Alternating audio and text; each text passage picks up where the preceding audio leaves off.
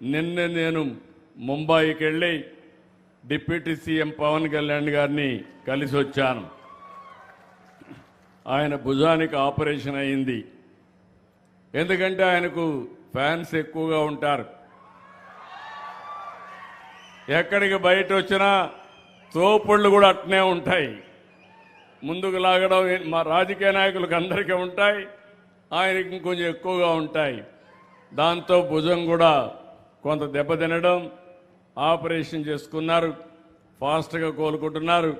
నేను ఇప్పుడే పనికి వస్తానంటే కాదు జాగ్రత్తగా చూసుకో, రాజకీయం ముఖ్యం, అదే సమయంలో ఆరోగ్యం కూడా ముఖ్యం. ఆరోగ్యం బాగుంటే ఇంకా బాగా పనిచేసే అవకాశం వస్తుందని చెప్పాను. తొందరలోనే ఇంకా ఒక 3 రోజులు అక్కడే ఉండాలి. తొందరలో వస్తాడు.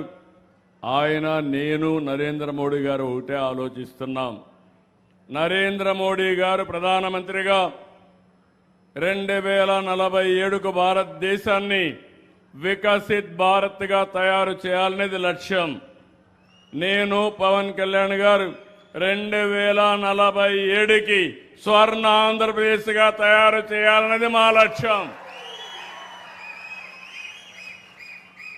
అందుకే 36 ప్రాజెక్టుల్ని పూర్తి చేస్తున్నాం. నాకెప్పుడు కూడా గోదావరి జిల్లాలంటే ఇప్పుడే కాదు, మొదటి నుంచి కూడా నా రాజకీయ జీవితంలో గోదావరి జిల్లాలు ఎప్పుడు కూడా నన్ను ఆశీర్వదించాయి. ఎంత నమ్మకం అంటే, ఒకప్పుడు తూర్పు గోదావరి జిల్లా సమైక్య జిల్లా, హరికేన్ తుఫాన్ వచ్చింది, 10 రోజులు ఇక్కడే ఉన్నా, మళ్ళీ పునరావాసం కల్పించి మిమ్మల్ని అందరినీ బాగా చేసిన తర్వాతనే తిరిగి హైదరాబాద్ సెక్రటరియట్కి వెళ్ళాను. ఇక్కడే రాజమండ్రి ఆర్డీఓ ఆఫీసే నా సెక్రటరియట్. ఆ రోజు అది చేసి 21 అసెంబ్లీ సీట్లు వస్తే 99లో 20 అసెంబ్లీ సీట్లు గెలిపించిన ఏకైక జిల్లా గోదావరి జిల్లా. అంటే మంచి చేస్తే మీరు ఎప్పుడు మాతోనే ఉంటారు. ఎమ్మెల్యే మంచి చేస్తే ఎక్కువ ఓట్లేస్తారు. అదే మరి పార్టీ మంచి చేస్తే ఆ పార్టీని ఆశీర్వదిస్తారు. నా ఆలోచన ఒకటి మీరు గుర్తుపెట్టుకోవాలి.